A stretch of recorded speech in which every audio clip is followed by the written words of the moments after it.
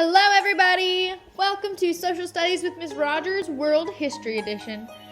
We are coming to a close with our ancient river valley civilizations, as this is our last river valley civilization, the Yellow River Valley, or ancient China.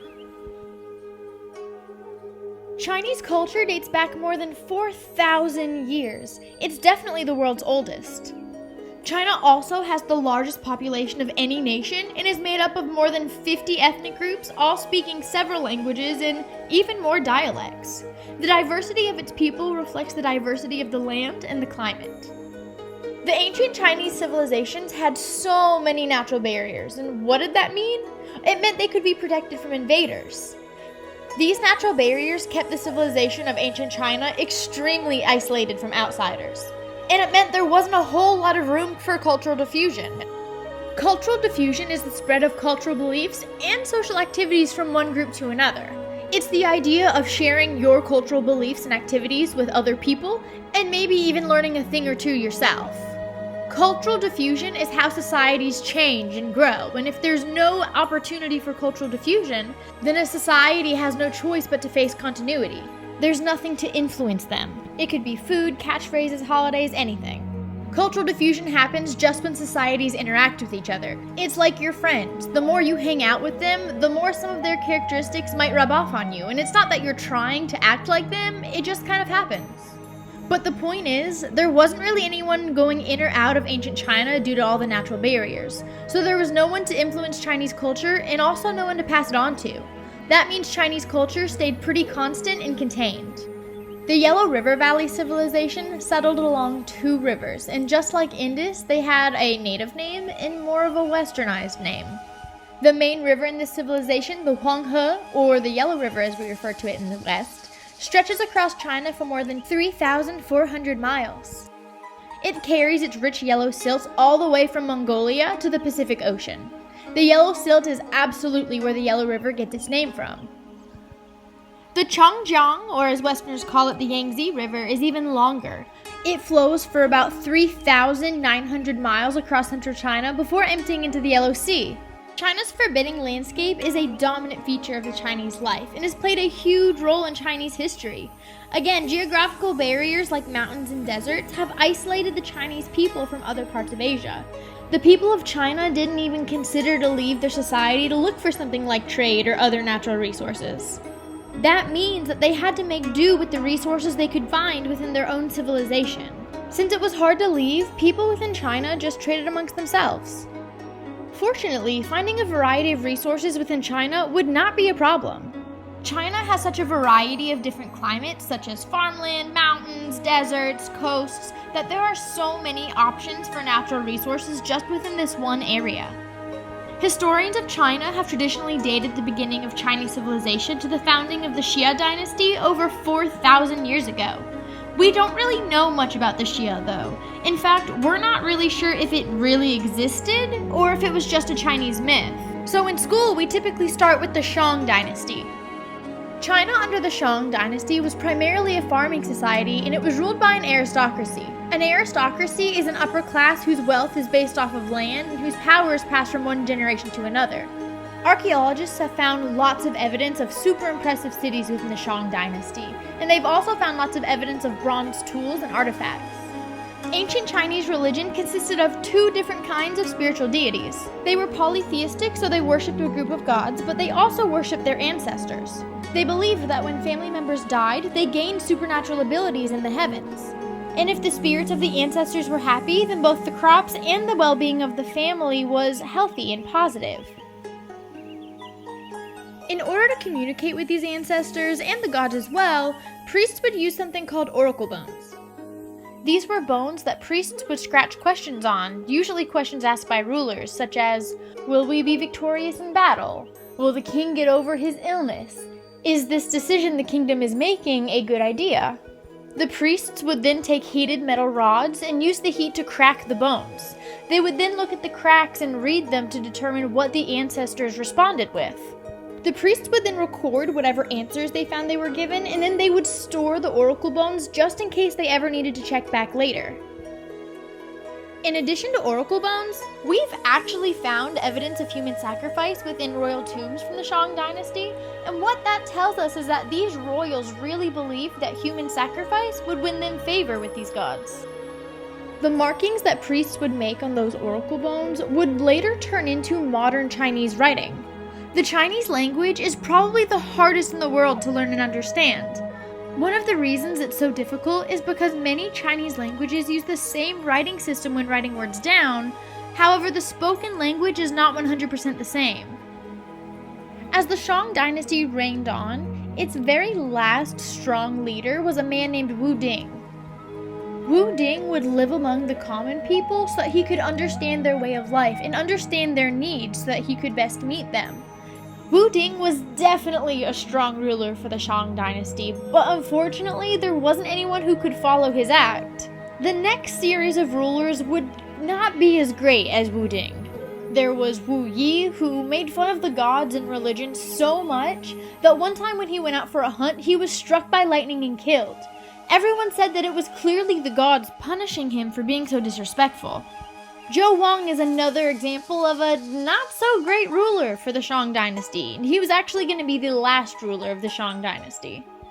Some people have normal hobbies, like playing a sport, watching TV, reading a book. I like to snuggle with my cats. But Zhou Wang's favorite thing to do on the weekends was watch people get tortured. In fact, his wife liked to join him, and they watched people get tortured together, literally for no reason.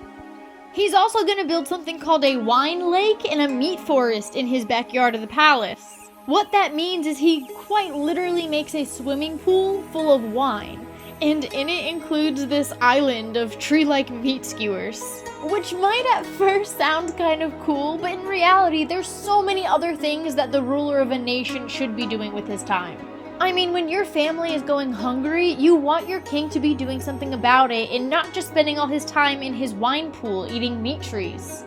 This is going to lead to a revolt against the Shang Dynasty led by a man named Jiang. When Zhou Wang saw his own troops defect from his army to this new rebelling army, he knew he wasn't gonna win, so he actually climbed to the top of his palace and set himself on fire, and that is how the Shang Dynasty ended. This also introduces our new dynasty called the Zhou Dynasty. The Zhou Dynasty is going to reign for 800 years and will be the longest lasting dynasty in all of Chinese history.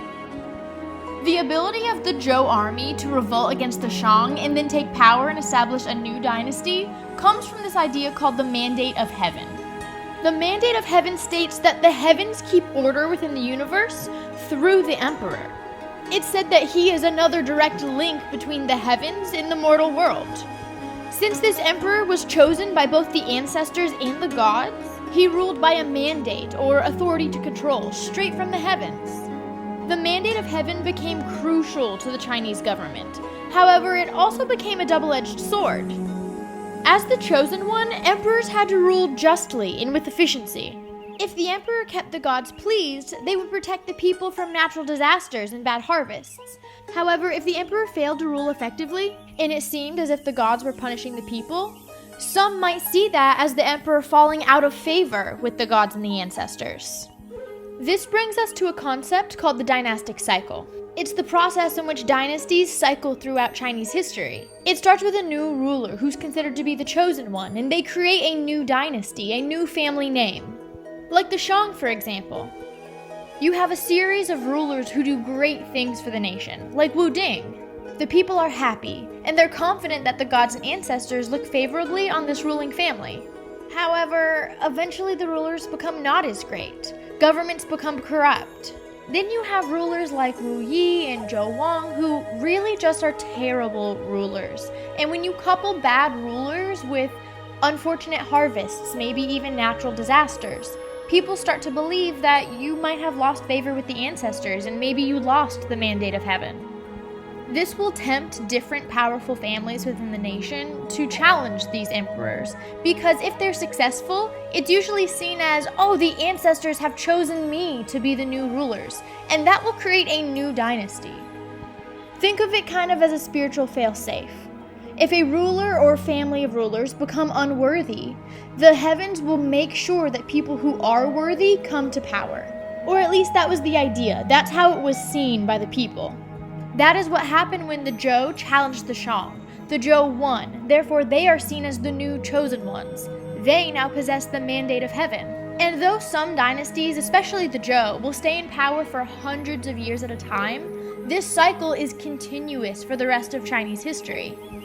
The Zhou are going to rule for a long time, and during their reign, there's going to be many different concepts that form that will become very important to the Chinese society. An example of this would be the feudal system they create.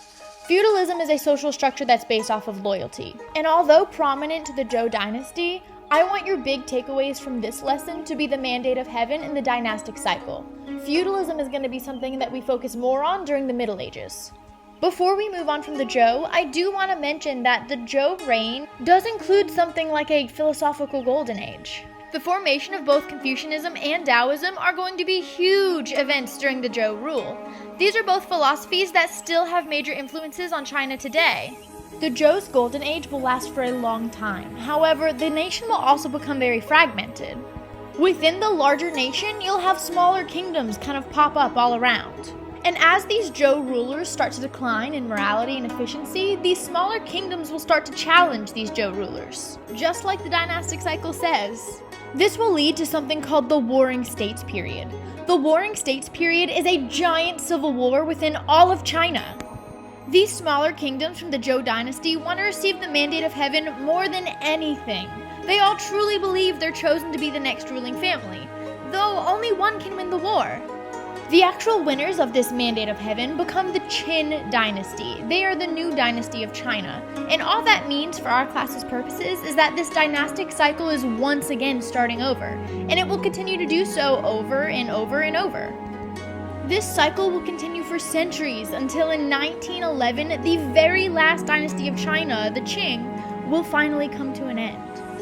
Although the traditional dynastic government of ancient China didn't quite make it to our lifetime, the traditions and culture developed at the same time continues to flourish to this day.